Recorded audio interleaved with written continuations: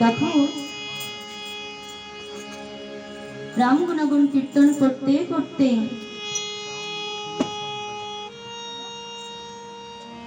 দক্ষিণ দিকে গমন করেছে।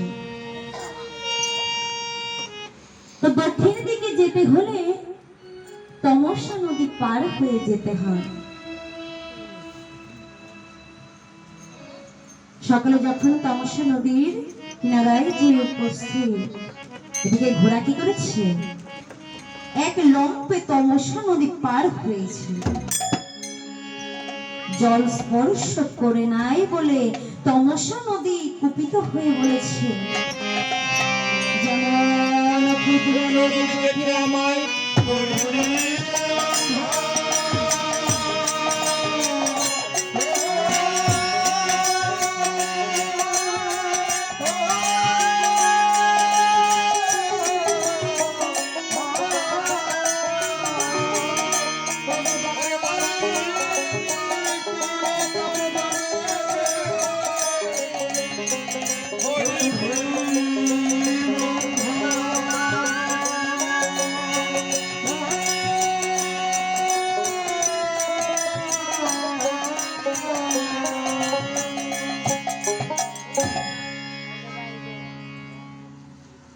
এদিকে প্রভু রামচন্দ্রের যজ্ঞের ঘোড়া যখন জল স্পর্শ না করে বাল্মীকি মুনির তপবনে প্রবেশ করেছে, এমন সময়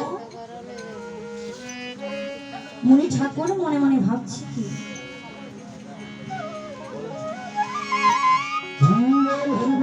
বাল্মীকি মুনি মনে মনে ভাবছে, আমি তো রাম জন্মিবার ৬০,০০০ বছর পূর্বে সপ্তকাণ্ড রামায়ণ রচনা তার উত্তরকাণ্ডে লিখিলাম কি, আমার এই তপবনে পিতা পুত্রের যুদ্ধ হবে। যুদ্ধ তাহলে কি মিথ্যা লিখিলাম?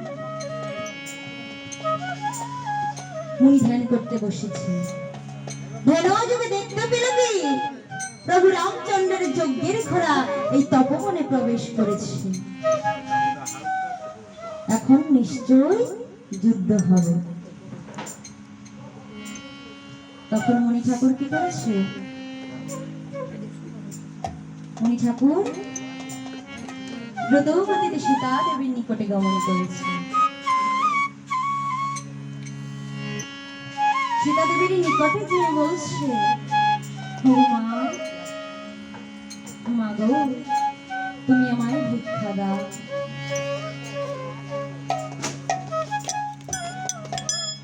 তখন সীতা দেবী বলছে, সীতা দেবী বলছে, মুনি ঠাকুর,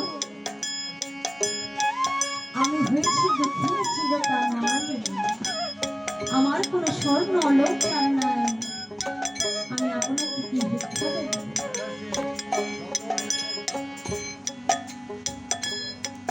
বলছে কি